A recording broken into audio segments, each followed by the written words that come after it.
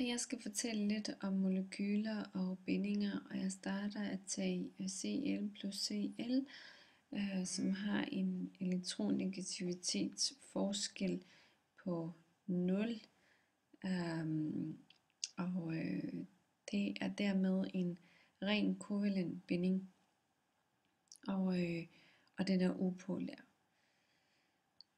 Og så går jeg videre til H plus Cl, og det ser lidt anderledes ud på elektronskyen omkring Cl er blandt andet større end hydrogens er, og det er det fordi, at klorids elektronegativitet er meget højere end hydrogens er. Forskellen på de her to atomer er 0,9 En, og derfor er det en polær binding.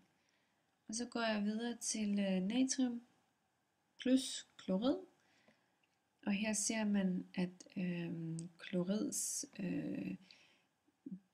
at bindingselektronerne er forskudt mod klorid, og det er et salt, og elektronnegativitetsforskellen er over 2, og dermed kan de her to atomer ikke dele elektronpar, og er dermed en ionbinding.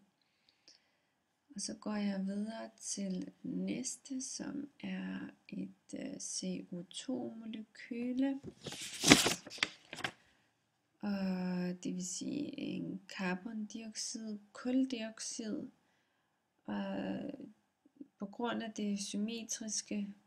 det symmetriske opbygning er det et upolært molekyle, men selve bindingen i molekylet er polær, fordi at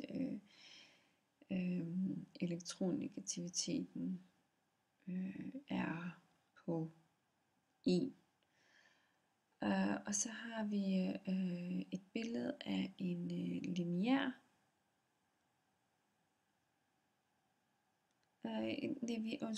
Vi går lige tilbage til det her, som er en dobbeltbinding, og det er, når atomerne deler 2 elektronpar.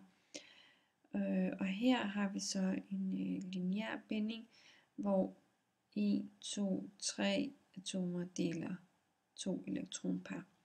Og det her er et billede af en skalotmodel.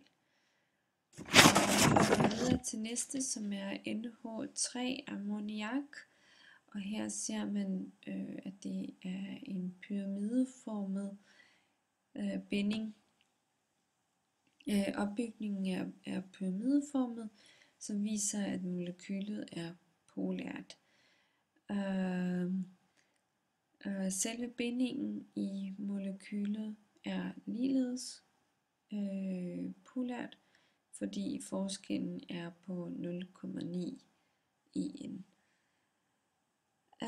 N er mere elektronnegativt heroppe, og det ledige elektronpar tilhører naturligvis N'et her, og det er også en skalotmodel.